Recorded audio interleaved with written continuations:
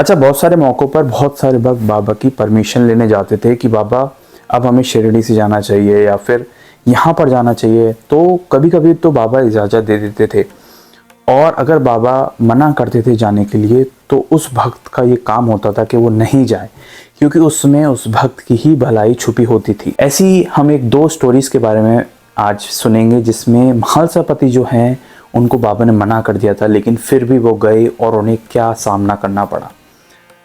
पहली कहानी में बाबा से महालसापति पूछने गए। असल में हुआ क्या था कि महालसापति की बेटियां थीं, और महालसापति बहुत ही गरीब व्यक्ति थे, लेकिन उसके बाद भी उनका विश्वास बाबा में दृढ़ था।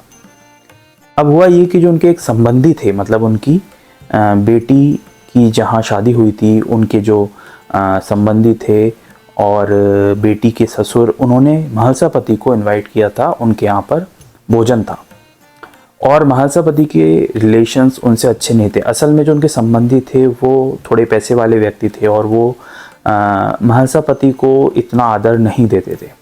महालसापति को उन्होंने इनवाइट किया खाने के लिए, क्योंकि उनके घर में कोई फंक्शन था। वही महालसापति द्वारका माई में गए और उन्होंने बाबा से पूछा कि बाबा, मेरे संबंधी ने मुझे न्योता भेजा है, तो मुझे अपनी बेटी के घर जाना चाहिए या नहीं। बाबा ने उन्हें साफ मना कर दिया कि तुम वहाँ पर मत जाओ भगत, क्योंकि वहाँ पर तुम्हारी इज्जत नहीं होगी, तुम्हारा आदर सत्कार नहीं होगा। जहाँ पर किसी व्यक्ति को दिल से नहीं बुलाया जाए वहाँ पर उसे नहीं जाना चाहिए। क्योंकि महालसापति के संबंधी थे और उन्हें अपनी बेटियों का भी स्मरण आया, तो उन्होंने सोचा कि मैं चला ही जाता हूँ, ज़्यादा से ज़्यादा क्या होगा। जब महालसापति अपने संबंधी के यहाँ पर पहुँचते हैं तो वो देखते हैं कि उनके संबंधी फंक्शन ख़त्म करके पहले ही खाना खाकर आराम से बैठे हैं, और खाना पूरा ख़त्म हो गया। महालसापति ये देखकर बहुत हैरान होते हैं, और उन्हें दुख होता है कि क्योंकि उन्हें न्योता दिया गया था और न्योता के बाद भी वो समय पर पहुंच जाते हैं, और उस समय पर सब कुछ कार्यक्रम ख़त्म हो चुका था, और उनके संबंधियों ने उनका इंतज़ार भी नहीं किया और भोजन वगैरह उन्होंने ख़त्म कर दिया था। ये तो सीधे सीधे बुलाकर अनादर करने का एक तरीका हुआ। महालसापति को बुरा लगा, लेकिन क्योंकि उनके संबंधी थे और महालसापति कभी भी किसी व्यक्ति को भला बुरा नहीं कहते थे, तो महालसापति ने वहाँ से चुपचाप महालसापति शिरडी वापस लौट आए बिना भोजन करे। और लौटने के बाद उन्होंने बाबा के चरणों में प्रणाम करके और बाबा को कहा कि आपने देवा सही कहा था, मुझे वहाँ नहीं जाना चाहिए था। और एक और स्टोरी ऐसे जानने को मिलती है।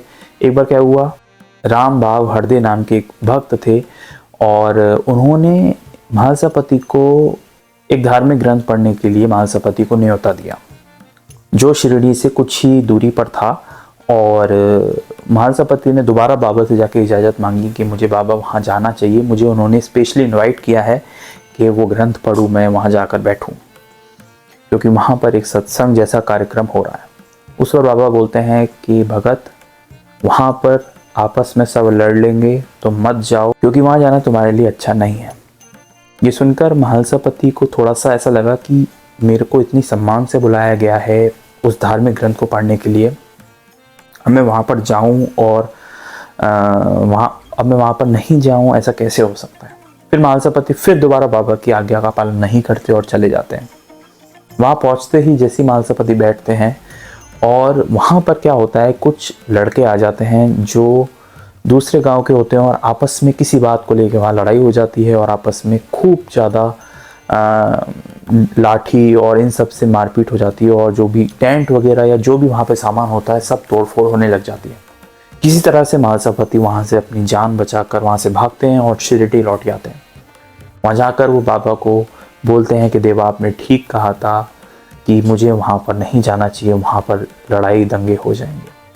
और यही हमें समझने को मिलता है कि अगर बाबा किसी भी व्यक्ति को इजाज़त नहीं देते थे जाने के लिए, तो उसके पीछे एक बहुत गहरा कारण होता था।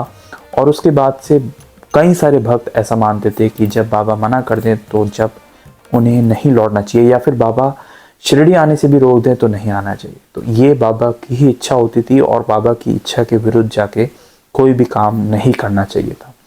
उम्मीद है आपको ये कहानी सुनकर अच्छा लगा होगा, और इसी तरह ढेर सारी रियल हिस्ट्री इस चैनल पर अपलोडेड है, जहाँ मैं साईं बाबा की कहानियाँ सुनता रहता हूँ, पढ़ता रहता हूँ, समझता रहता हूँ और आप तक पहुँचाता रहता हूँ। मिलेंगे एक नेक्स्ट वीडियो में एक नेक्स्ट कहानी के साथ, एक रियल हिस्ट्री के साथ। तब तक के लिए ओम साई राम।